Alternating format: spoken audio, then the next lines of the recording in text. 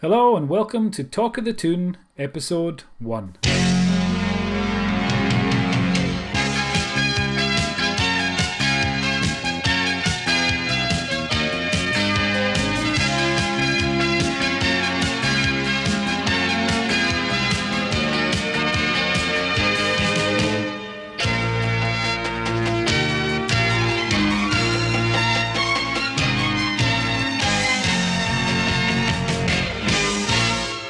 Hello and welcome to the first ever episode of Talk of the Toon, a podcast which looks at past episodes of Masters of the Universe. Ideally, every episode of Masters of the Universe we will be looking at eventually, as well as the odd other cartoon series which we might look into from time to time. I am Barry Hutchison. And I am Kirkland Ciccone. I have been gasping to do this for a long time. It's so exciting. I always loved He-Man. Barry loves He-Man. Yeah. We love old cartoons, so why not? Yeah, and I think as I've started watching the episodes again for this podcast, I have been reminded how insane the series Proper. is. I mean, it is Proper. bananas. It's good because I'll be watching it as well. Some of the episodes I haven't seen since they were broadcast, and that's a long time ago. That's STV, Yeah, yeah, 1984. It's a long time yes. ago. Scottish television, yeah, because Oh, if in case you haven't picked it up from our accents, because obviously this will be going out worldwide on yes. that internet thing. We are both Scottish. We're based in Scotland. I'm up in the Highlands. And I'm somewhere near Falkirk, and But that's why I'm enunciating my voice so people can understand. yeah, no one's going to understand us anyway. I think we'll have to put it on YouTube. We'll stick it on Yes. YouTube with subtitles so people can Subtitles, follow yes. along. That's what we'll do. But anyway, so for this first historic episode of Talk of the Toon, we are looking at the Cosmic Comet, the first produced episode of Masters of the Universe. It wasn't actually the first broadcast. I had to double check this as well because I didn't know what the first episode was. I thought it was Diamond Ray of Disappearance, Yeah, well, and that it was the turns first out, one broadcast. yes, Yeah, but the first one produced in the running order, the Cosmic Comet, it's this one. is this one. Yeah, and it was written by Tom Ruger, I think his name's pronounced, Larry DiTilio, I don't know, and it was first aired on September 30th, 1983, and in many ways it hasn't aged well, but we'll get into that in due course. So anything? Well, so I looked at Wikipedia, and I have a summary, Wikipedia's summary of what this episode is about, and I'm going to read that, and that gives you a taste of how bananas this whole thing is. So, Wikipedia's summary of the first episode: a comet has turned evil and is working for Skeletor. I mean, that in itself, there are so many questions Ridiculous, immediately really. posed by that sentence. He-Man must convince an old wizard named Zagras with power over comets to help save Eternia. So that is the Wikipedia plot summary, and I think that's a fair representation of what the episode is about. Would you agree? Yes, and if it wasn't, Wikipedia's moderators would delete it. So Exactly, yeah. it's So got to be a good entry. exactly, it must be factually correct, and it is. So I reckon we just get into it, and we just discuss our thoughts Yes. on the episode. And before we totally get into it, let me just say for the listeners at home, we would like you to watch these episodes as well. Come onto our Facebook Yeah, and ideally check them and out. Yeah, yes, post comments. Tell us if you agree with us. If you don't agree with us, throw tomatoes at us. It's okay. We can yeah, take it. yeah, And we hope you enjoy what you're about to hear. yeah. I think we should start off because I have a couple of questions that are Hmm. raised immediately by the intro. You Yes. know the when He-Man does his introduction bit. Yes. Um, and it starts off He-Man and the Masters of the Universe. Yes. Immediately, what hadn't occurred to me back when I first watched these when I was younger is that the name the Masters of the Universe implies to me a certain level of tyranny and evil. You know, if you're the master of something, you're kind of dominating that thing, surely. Yes, I, it's a weird sort of setup. why If are you they the watch, masters of the universe? And who is the master of the universe? He-Man are the masters of the universe. I mean, this episode, all we see is He-Man, Man-at-Arms, Tila, and Orko. yes, Really, are they the masters of the universe? Are Tila, Orko, and Man-at-Arms the masters of the I universe? don't think the people who created Masters of the Universe really thought it through Yeah, properly. I really. don't think, You I know, don't think, but what they did think through, and what I think still stands up about the title sequence, yeah. is that it explains everything you need to know about Oh the yeah, and you get characters. straight in there. Yeah, yeah, straight It's in there. brilliant. Prince Adam Yeah, explains he's actually He-Man. He yeah, has a secret identity. Certain people know that identity, including, and this is where things start to go a bit strange for me, Orko. yeah. Man at Of Arms and all Oracle.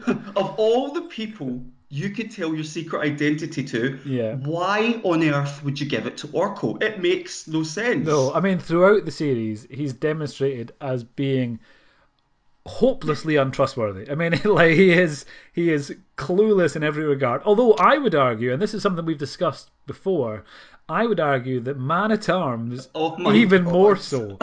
I think Man at Arms. I'm going to put this out there right now at the start. I think Man at Arms is the single most useless person and or creature who appears in this entire series. And we'll go into that. We'll go into it a little bit in this episode, and then again in probably every other episode in which And Man at I Arms will try my appears. hardest to defend him. I'm going to Good, be devil's advocate. good, You know, I'm going to okay, do good. something I'm glad. useful. I'm glad. I'm glad someone's on Man at Arms' side. I should also say the other bit that I like about the intro sequence is immediately after explaining his origin story, He-Man Yes. punches the viewer in the face. Yes. I mean, He I could, knocks them out. yeah, I can only assume it's so the subsequent concussion and brain damage will make them forget everything they've just heard, so that Or his it might secret is actually safe let once them watch more. the cartoon with, a better perspective. You might understand the plot, who knows? It Maybe, also explains the evil warriors. You see them flying out of Castle Grayskull's mouth. Skeletor's head appears. So yes, the title sequence is very good in that respect. And yeah, some of the animation still looks very good. What do some you of it, call it, Barry? The background paintings, do they call it matte painting something or like that. I think, something? yeah, Something like that. And they used to have it in the old Star Trek series. Captain Kirk would beam down and the background would be a painting. It yeah. looks good, It but does not look all of good. it. Yeah, Not all no, of it. some of it looks atrocious. I mean, and I'll get into that in a little bit in a Yes. second because right, we start off. We've got the title sequence out of the way. We immediately appear outside Castle Grayskull. Evil Lyn and Beastman. I would say Skeletor's top hench Most people. capable, if that's Yeah, possible. yeah. I mean, when Beastman's one of your most capable henchmen, you Ugh. know you have recruitment problems, don't you? He's not Grizzlord, is he? Let's No, be honest. no. But then who is? No. So they see. It starts off. Evil Lyn looks up at space and Hmm. says the stars are in the right position, which is Yes. never referenced again. And then they see the cosmic comet, and it Yes. looks like just a regular comet. Although we'll find out later in the episode that that isn't the case. It is not a normal comet at all. And yeah, we'll find out a bit more about that shortly. But then Evelyn harnesses the power of the cosmic comet somehow and uses that to force open the doors, the drawbridge of Castle Grayskull. And when it comes to burglary, Barry, I've always found that harnessing stars is a good way of breaking into And people's homes. forcing the front door open. I But phone up Patrick McNee and ask him, what stars are in yeah, conjunction. are, Will it are, open the are they door? in the right position?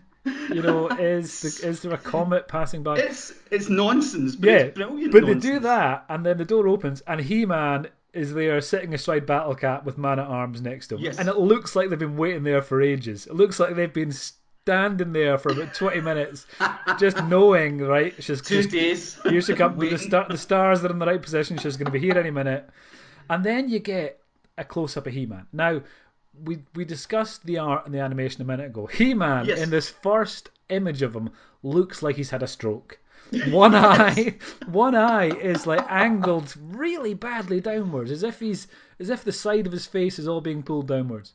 Um, so yeah, so that that first view we get of He-Man is not an impressive one particularly, and then he calls Beastman Furface. Now, this is problematic for me purely because it's quite personal. He calls him Furface. It would be like He-Man calling me crap hair or fat face, Well, or I think it's like would it though? Because he does have a furry face. He seems genuinely insulted by it. He seems like it'd be like saying "Hey, skin face" to someone else. so. It's that. It's like So I'm going to go up to someone in the street, Barry. Think about it. I'm going to right, go up to someone in the street with a beard during November, and yeah. I'm going to say, "Listen up, Furface, get away from Castle Grayskull." But Do you then, think people well, they're going to be confused for a start. They're going to say probably Castle Grayskull. What are you talking about?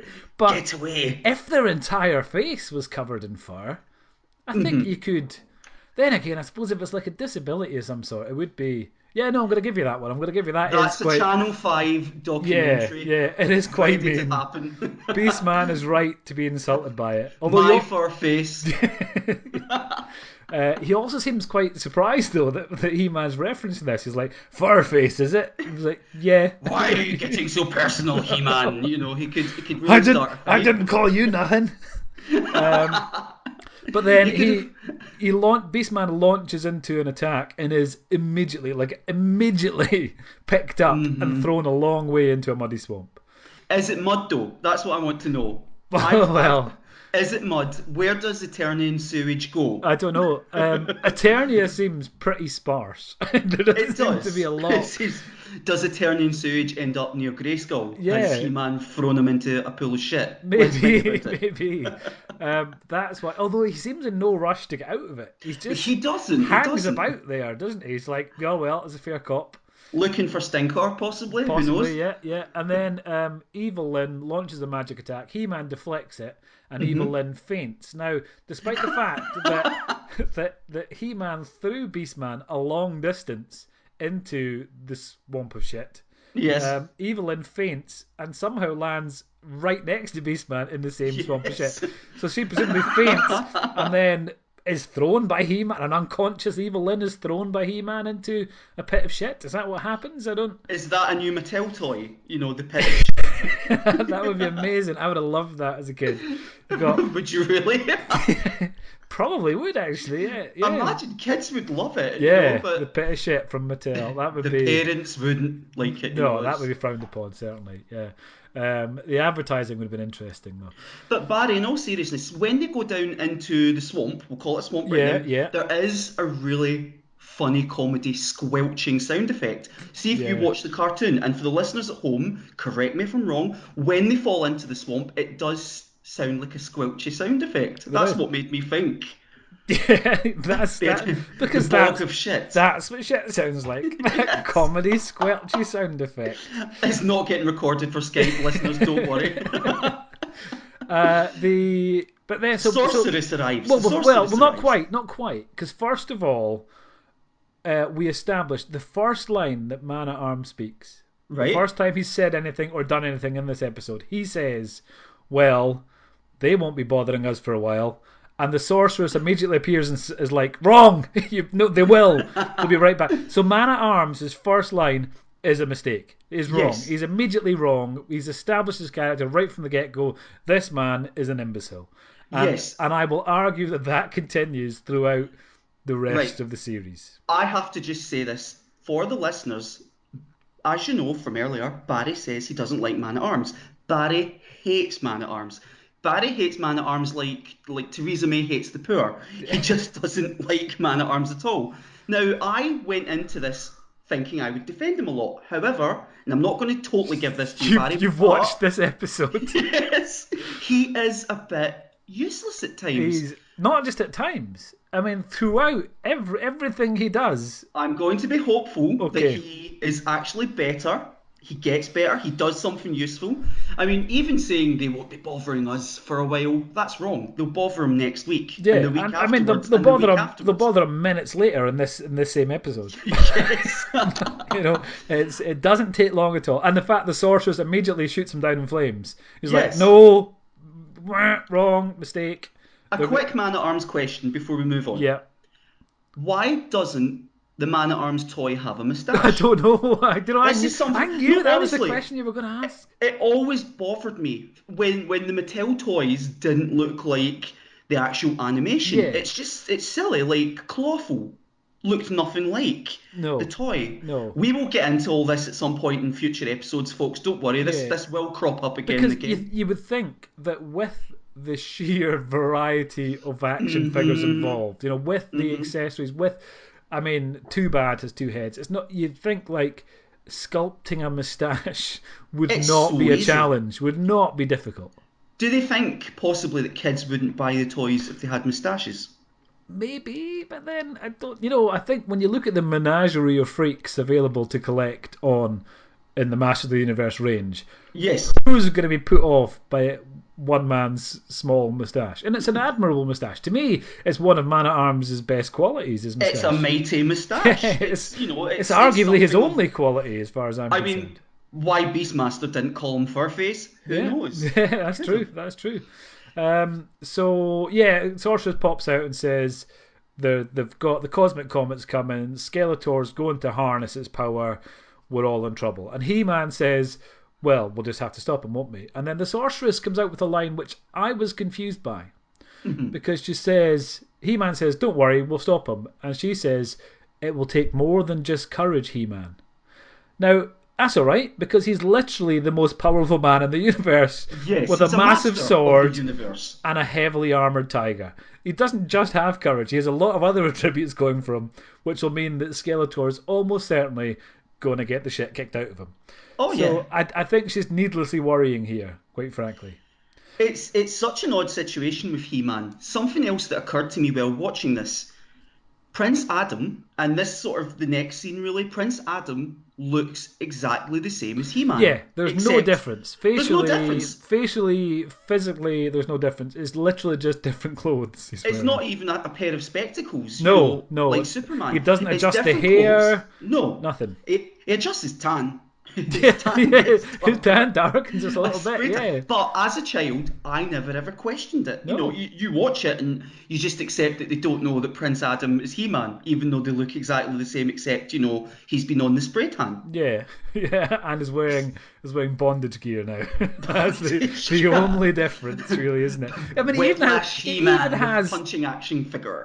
he even has the same sword. The sword is identical. It's like there's Yes. nothing different about them. But we'll come to that in due course, I'm sure.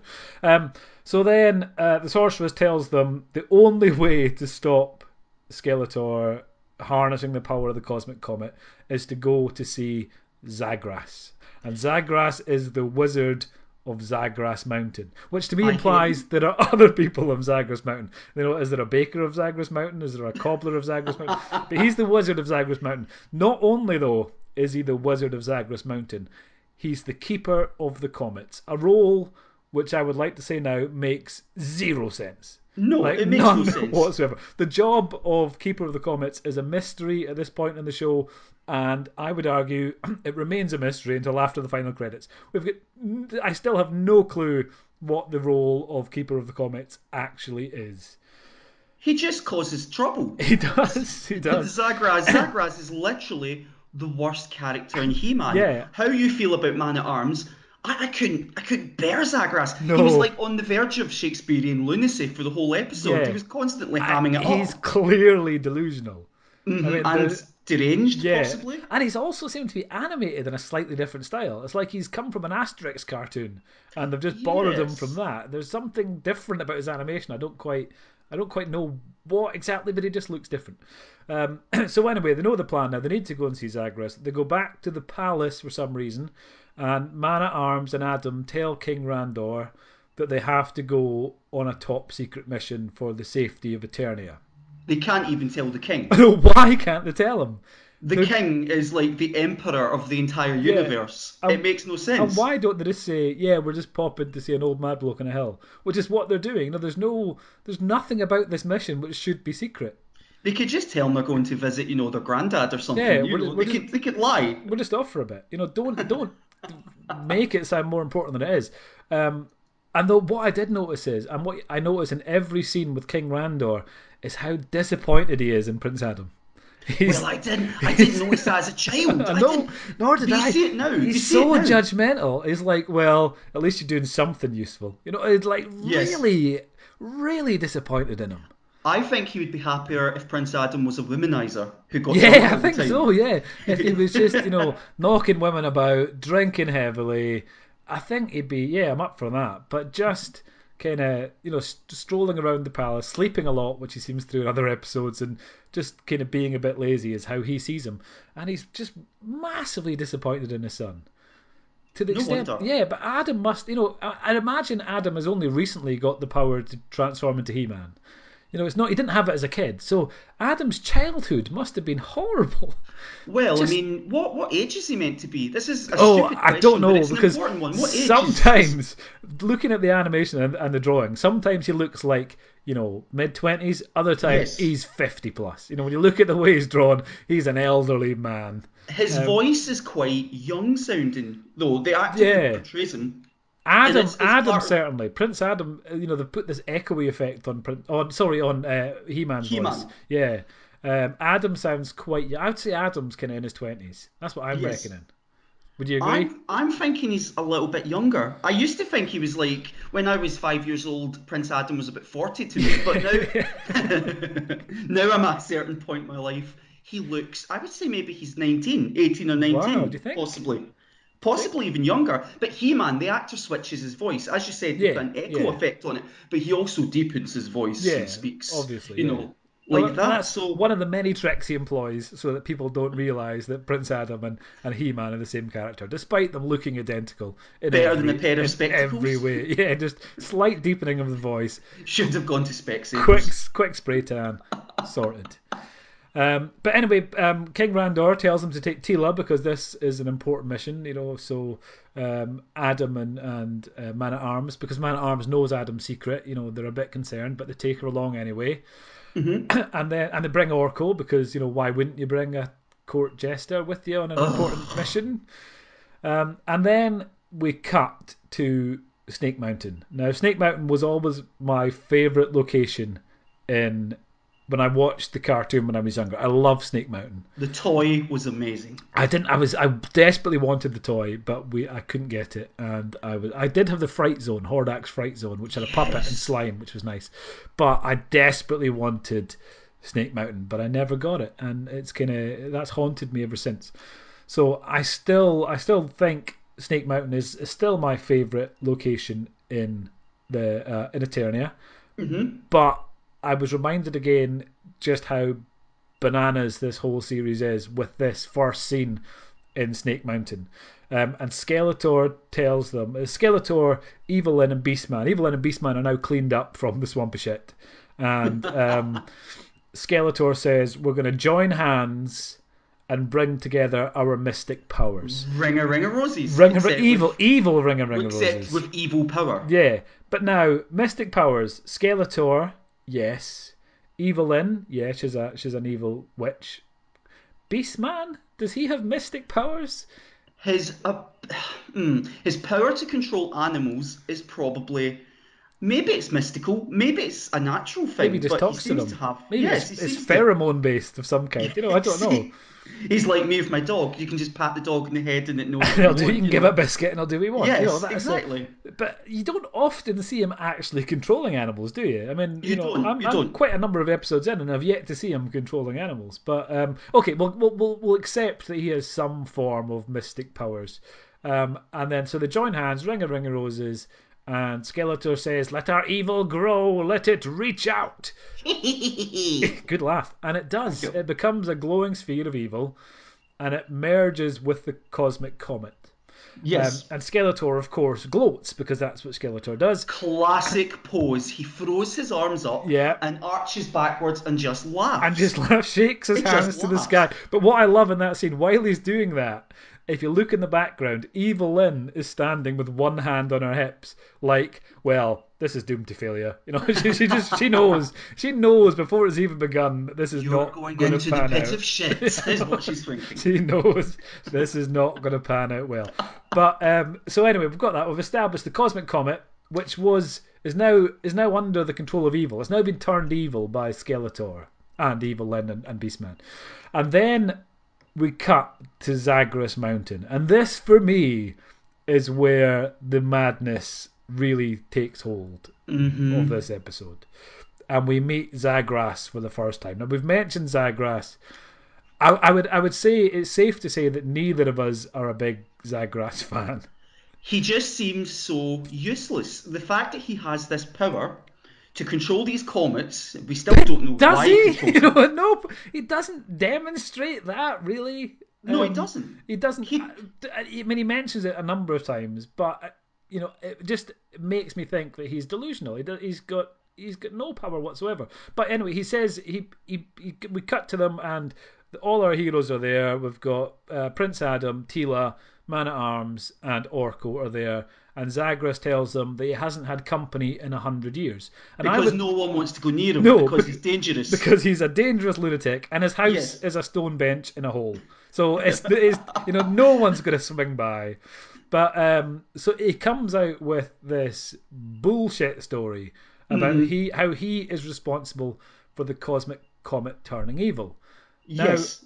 as far as I was aware, Skeletor had just turned to evil a minute ago, but according to Zagras, there used to be two comets, and he wanted to control them like he controlled all the others. He wanted to be a master of the universe, Yeah, and those comets were going to be his bargaining chip to take over Eternia. that This could is have my theory. that could have been it, but again, we don't see any evidence of him actually No, controlling the no. comets.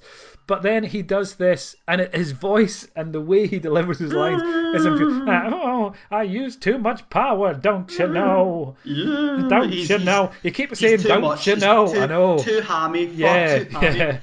He's not just a keeper of comets, he's a killer of comets Well, because he exactly. destroys one of them and Yeah, turns the other comet bitter. yeah. He turns it lonely and evil. Now, we discover that the comets are sentient beings. Yes, So he's basically a murderer. This lunatic who lives in a hole in the ground is a murderer. yes. And He breaks up these two comets. They're clearly married comets or best friends, who yeah, knows, but they're two happy I comets. would say they're in love. I would say these comets are a couple going through the universe together in love. But do you notice something? Both of them have male voices. So this Well, is true. They do. They yeah, have male voices. They that's are true. gay comets. Yeah, And and there's nothing Zagras, wrong with that. And no, there's not. that's fine. If a gay comet is fine, but he kills one He of them. kills one He because he kills wants to one of them. command it. He wants to take control of it, like some kind of maniacal Not monster. nice. No, Not nice at he all. wants to control these gay comets, like he controls all the other comets, Yes. allegedly, and in doing so, kills one. And when he's explaining, when he's talking about that, Adam and Tila exchange this look that says like, "This guy is fucking insane. We Yes. need to get out of here now before he harms us." Barry. Uh, Zagras has grey hair, he yeah, has a white beard, and he has black eyebrows. yeah. So, proof possibly that Eternia sells just for men are Possibly. eyebrows. Although He He-Man has doesn't. black eyebrows and blonde hair as well. There's something about eyebrows and hair colour in Yes! Eternia that I doesn't haven't match noticed, up. but now I'm seeing it for the first time. My mind Yeah, is blown. that's opened your eyes, that isn't it? Yes. Yeah. If And Skeletor had eyebrows, then he doesn't have hair either, so I don't suppose it would matter. if Skeletor had eyebrows, they'd constantly be raised, and Yeah, that sort yeah. of. Or furrowed in an angry. They would go between that Yes! that raised in glee and surprise, or furrowed and angry. Um, but we cut back to Snake Mountain at that point, and Skeletor announces that only Zagras can stop his evil plan now. I mean, really? Yeah, I Only don't know Zagras? if Zagras is the flaw in your plan, you don't have a plan. To me, Kill him! if yeah, well, that's kind of Kill him! he decides to send creatures. He cuts in touch with the comet and tells the cosmic comet to send creatures, evil creatures, creatures to destroy Zagras. Yes. And he uses the word creatures like 100 times in the space of 2 sentences. It's setting the viewer up for the fact that He-Man's going to pulverize them. Yeah, yeah. And they're not living beings, No, so it's exactly. okay Well, to they punch them reference out. that again. They do this like, yeah, creatures. These are not humans. Don't worry. And then some mini comets break free of the main comet and come streaking down to Zagros Mountain. Adam and Tila run away. So Tila, captain of the guard, just like legs it. Adam runs away, trips up on the only piece of rock in the entire scene. Trips up, face plants into the ground, and then the comet pieces land and they grow into naked men. Basically, they're blue men with no eyes, no nose, mouth, and well, they don't have They genitalia. don't genitalia, but they do have arses. They do have Yes. really So defined they're basically Ken arses. dolls under Yeah, Skeletor's yeah. control. And Cosmic Kens. and then we have that callback, like we were saying a minute ago, when they're stressing, "Don't worry, these things aren't alive." When Yes. because Man at Arms says like, "Oh, so yeah, are these people?" Oh no, they're not people. And Zagra says, "No, they're robots, not robots." He goes, "Yeah, yes, they're robots, don't you know?" And I mean, what's a robot? I mean, maybe it's something to do with their well-defined posteriors. I don't know, An but aborted Mattel toy, the yeah. robots. And They then couldn't sell and them. then we have Man at Arms demonstrating to me his usual knack. Uselessness. Yeah, his usual knack of taking any situation and making it worse. He picks up a gun, fires a single shot from that gun, which is then deflected and immediately renders both him and Tila unconscious. So And his this is the one thing. contribution, It's ridiculous. His beam bends backwards, hits him and his daughter. yeah, So that's them out of the picture. immediately knocks him out. The fact is, he has no care for his daughter's safety. They drove up to Zagros Mountain in an attack track with no seatbelts. They had No, no seatbelts on. yeah, And up until that point, I thought Tila was. She was sort of like the saviour of the storyline in a sense, because this is a woman who's the captain of the guard. yeah, You know, she's quite a progressive character for a cartoon in 1983. yeah. But then they knock her out, or they have her running away. Yeah, she When, runs away and you gets know, knocked unconscious. Yeah, so, you win some, you lose a lot. Put it yeah, that way. yeah. Especially if you're Tila. Ugh. And then Zagra steps in. He goes, "I'll control these comic creatures," and that amounts to him making a kind of shoe gesture and Oh. going, "Away, comet creatures, away!" And then But they have you immediately, not tried to do that, Barry, in the past to door-to-door salesmen, ladies from yeah, Avon, debt yeah, yeah, collectors? yeah, I've tried it. Away away. with you, away! And it doesn't work in them either, so No, it won't because work they on. immediately kick the shit out of him, don't they? They Yes. immediately, and The then Cosmic Kens throw him around. yeah, and then Adam has snuck away. He becomes He-Man, and just very quickly dispatches all the robots, the Cosmic Comet robots. And I like the fact that the first one he punches is holding Zagras 9 feet in the air at the time, and he Yes. and he just collapses it into rubble. At which point, an elderly man falls 9 feet and smashes against the ground. And he deserves it, Yeah, really, doesn't he he? He does, but deserves it. Brittle bones is real. you would think He-Man is going to take a little more care when dealing with. He could have, just plucked him from the creature's grasp and then dispatched it, but no, he just swings in, destroys it with the same punch animation that we see in the opening credits every week. Yes. He's punched the viewers, and now he's Yeah, punching yeah, these creatures. It's crazy. yeah. But then, Barry, let's speak to the viewers for a second. Isn't this how we met? You saved me from a giant comic creature, didn't you? Well, yeah, then that is how we first met. You Certainly, had a yeah. mullet in those days, and I was Yes, booted at a magic yeah, school. So, and different matching eyebrows. Yeah, yes. yeah. Zagras is so hammy. Those were the I'm just, days. he's yes, back in the days where we were slimmer and more powerful. Yeah, Um, yeah. Zagras is so hammy. At this point, I'm going to try an impression. He's rolling across the ground and he says, "Couldn't control him. The evil power, so weak, so weak." Oh, Is that good? that is perfect. That has nailed Thank you, him. Yeah, thank you. and That's that's that's what. And yeah, scary. every line he delivers is done in that overwrought hammy style. Yeah, He's like Cringer, except actually useless. yeah. The He way they doesn't speak. transform into Battle Cat or any of the. No, he It hasn't doesn't. got that. There's no other side to him. It's just completely useless throughout. That's the sound it keeps making throughout the cartoon, Yeah, folks, just in case you wonder what I'm doing. Is just whimpering endlessly. and He-Man then destroys the comic creatures, or the Yeah, Cosmic Kens, as I call them. yeah, and He sort then of dances them to death. He picks them up and swings them around. swings them round, smashes them together, and dispatches them. It's And like Strictly Come Dancing, but violent. yeah, and reduces them to rubble, to small pieces of rubble. What's their name again? Tila and Man at Arms. Yeah, that's them. They wake up at that point, and Tila asks where You've Adam tried to is. forget Man I at know I Arms. did. Tila says, "Where's Adam?" And He-Man just dismisses it out of hand. He's like, "Yeah, he's fine. Don't worry about it." He's gone. He's away to pick Yeah, up some yeah. babes. Don't worry Don't about worry it. about He's him. off doing, Prince Adam stuff. And then Tila doesn't reference it again. Tila has been sent specifically to protect Prince Adam.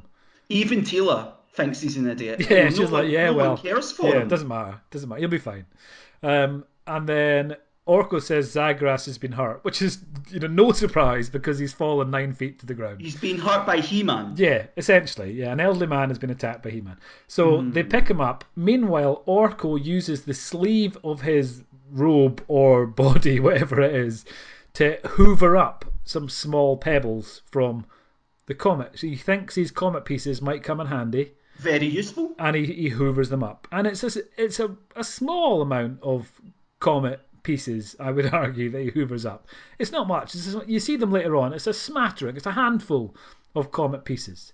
I wonder, quick continuity point here, I wonder if the rock that Prince Adam tripped over was the remains of a previous comet, possibly the one that Possibly. Zagras destroyed. Possibly, it could be. Think Yeah. that over when people, viewers at home listening, Yeah, watch it. when you Tell look me what you when you think. look back at the episode, and when you're studying it for possibly for a PhD or some other official type qualification, look back and think maybe that rock is, like you say, a previous comet piece from the original Cosmic Comet. Yes, when he Uh, killed its husband, yeah, he brought it down. yeah, that could be it. So, but they all head off to Grayskull. Tila doesn't question why Adam isn't coming with them.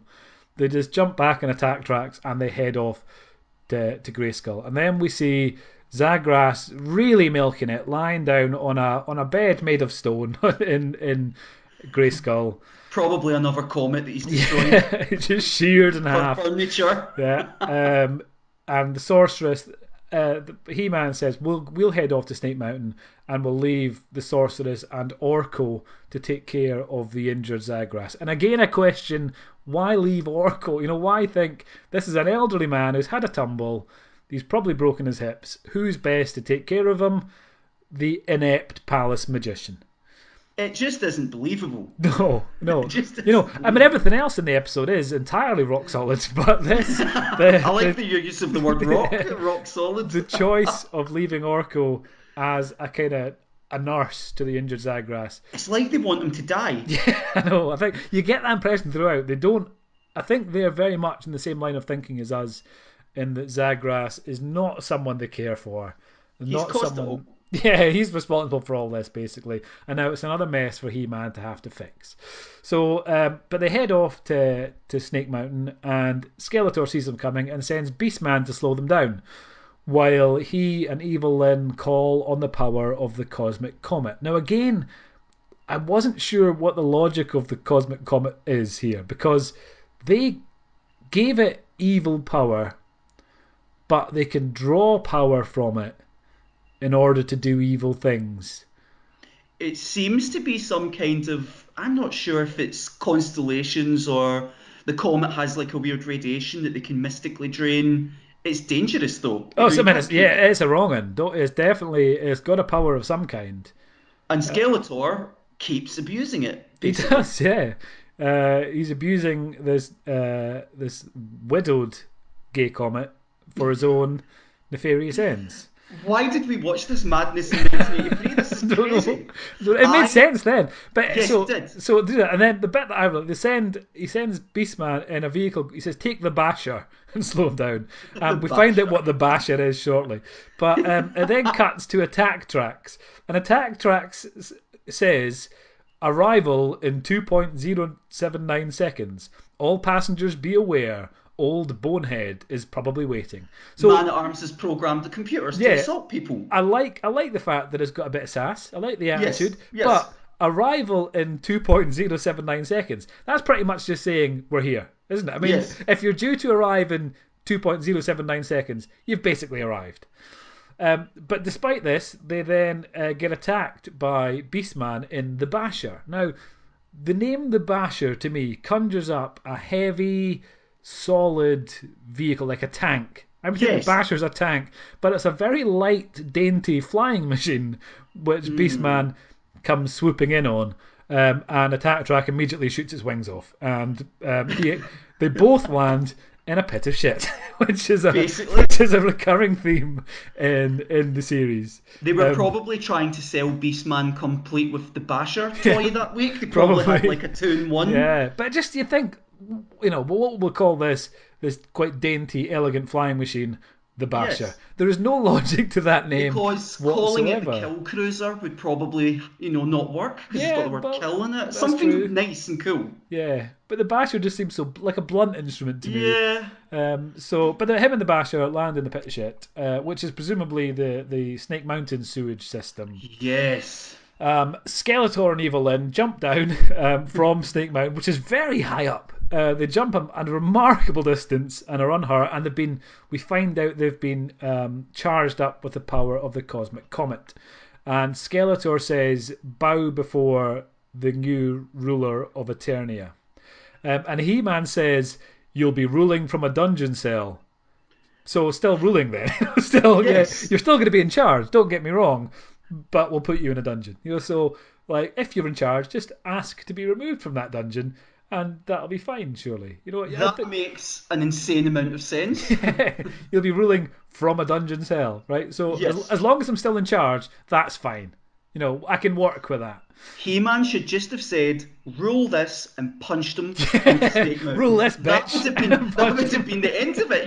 Receive it, Yeah, whack. That would yeah. have been it over and done with. But no, he has to stand. They stand there. Him, Tila, Man at Arms stand there. They all get zapped by Skeletor and Evil Lyn, and they all get knocked unconscious.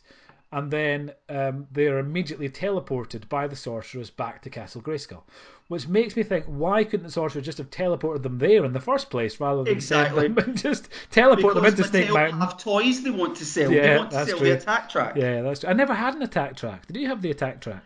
No, but one of my friends who we all used to hang around with because he had all the He-Man Yeah. toys, he had the attack track. He had Right. about 5 of them.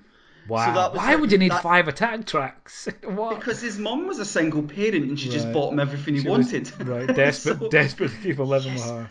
yes. So he had 5 attack tracks and no bashers, and that's Wow, that's bittersweet, isn't it?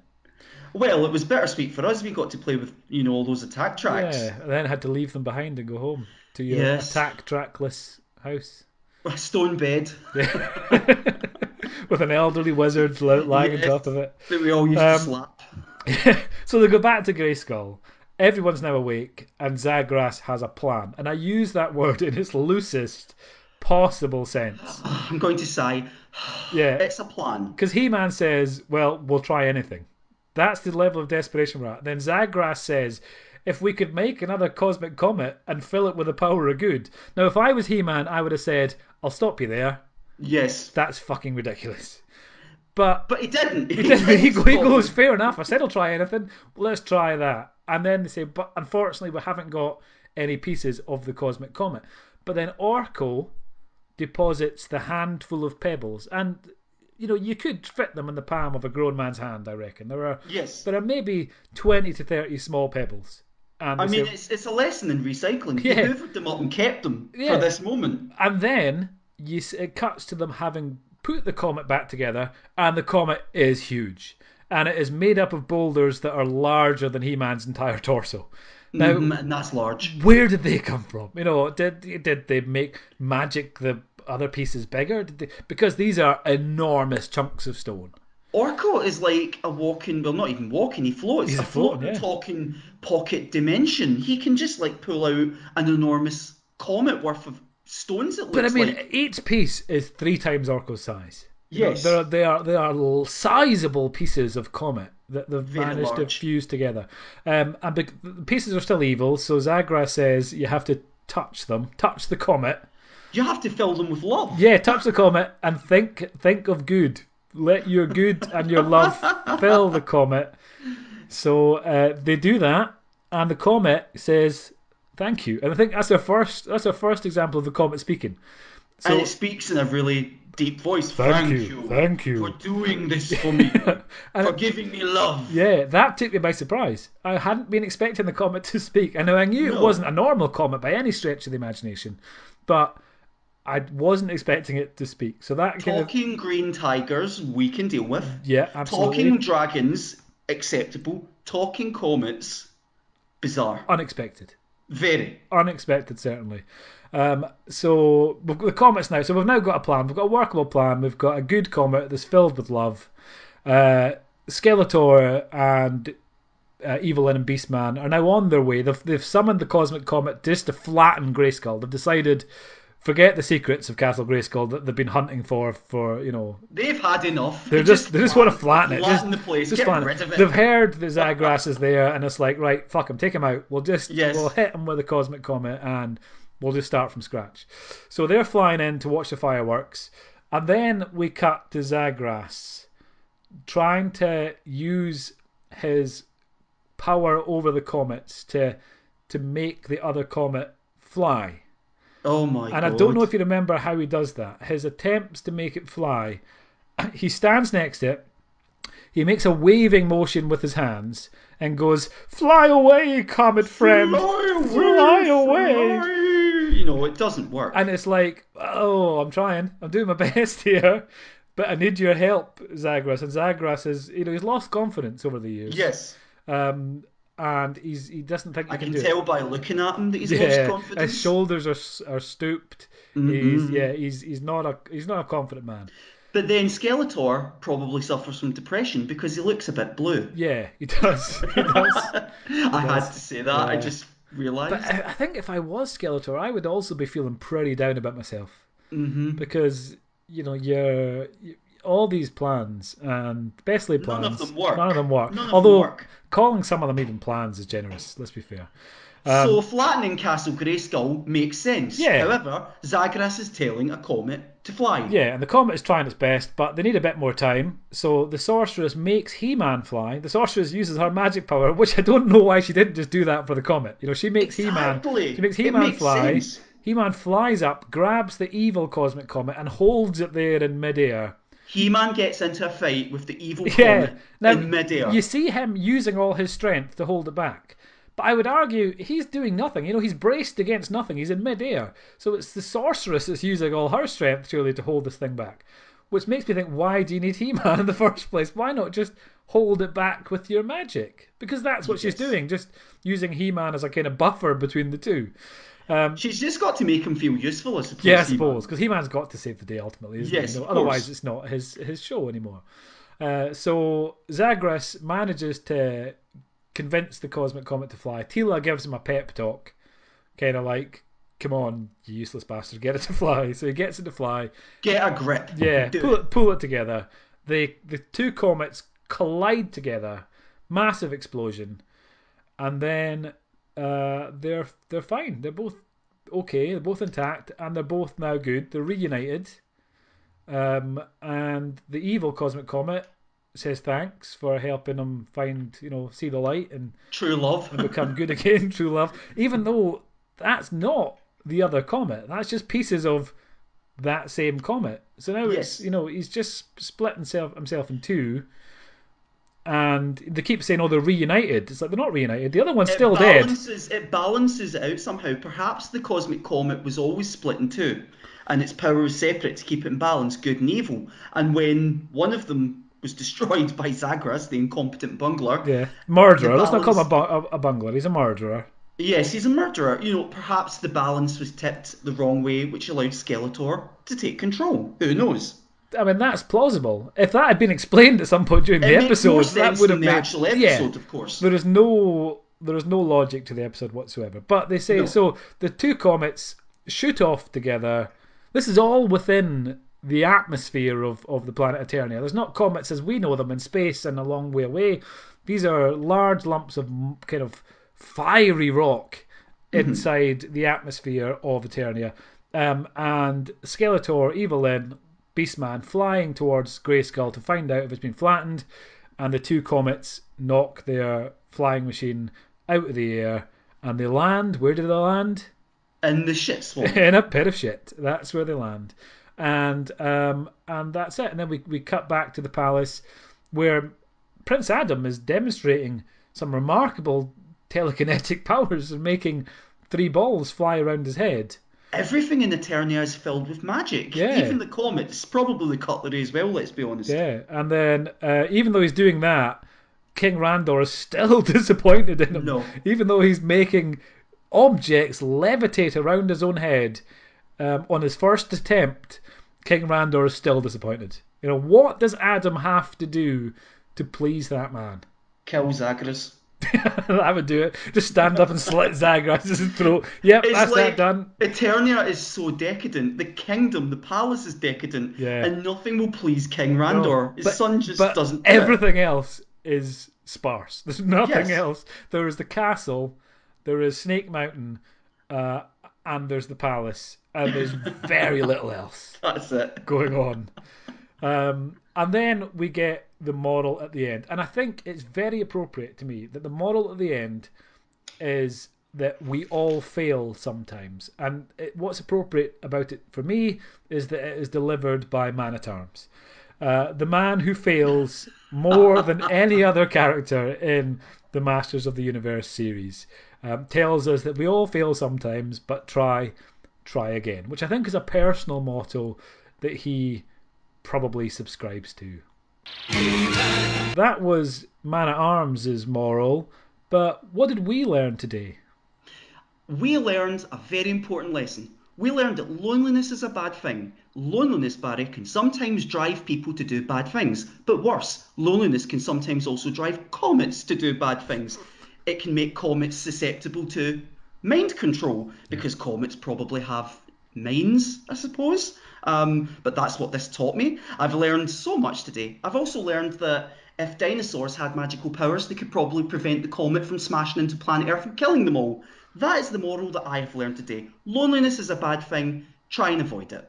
Dinosaurs should have had magic. Wise words there. Or possible, they should have friends. Who knows? If they had friends and they weren't lonely, they could maybe have sort of done Maybe something useful. NASA could take this on board. But they're constantly scouring the immediate galaxy for threats to Earth, like asteroids that could come and hit the Earth. Maybe they should just make another asteroid which they could send into space to be friends with any asteroids which are hurtling towards us. Or they can just experiment on magical swords and just have a man punch the asteroid out of Yeah, orbit. yeah. That works easier for me. Or get a sorceress to use her powers to push the asteroids away, like she should have done at the very start. Any of those work. NASA, if you're listening, feel free to use any of those for the continued protection of all mankind. Basically. So have that. That's yours for the taking. So that was the first episode of Talk of the Toon. I keep forgetting the name of the podcast. Talk of the Toon, the Cosmic Comet. We will I'll say be it in Scottish. okay. Talk of the Toon. Talk of the Toon. Good. We will be back soon with the second episode, the Shaping Staff. And that is a very strange episode. If you think this first episode is insane, which clearly it was, the Shaping Staff is more so. Although, what I'm looking forward to is the third episode we're going to cover, Disappearing Act. Which, Yes. for me, out of these first three episodes, for me, that is peak lunacy. That we see everything we can possibly hope to see in an episode of Masters of the Universe in that third episode. So stay tuned for that. In the meantime, please subscribe to this podcast if you want to hear more of this sort of stuff. And why wouldn't you? Let's be honest. If you're listening on iTunes, leave us some stars. 5-star review would be lovely. It helps other people find us. Also, check out talkofthetoon.net, our website, where you can find other stuff probably once we get around to adding it. And yeah, so check that out. Kirkland, anything else you would like to say? Visit us on Facebook. Follow us on Twitter, our individual accounts. Of course. Follow us on Instagram. Don't follow us home, but follow us everywhere else online. Yeah, And not in a sinister way. not in a sinister way. We know there's a lot of other podcasts about cartoons, but we hope you like ours the most and continue to support us. Thank you very much, folks. Yeah, very good of you for listening, and we will be back very soon with episode 2 of Talk of the Toon. Until then, take care of each other and Bye. watch out for comets.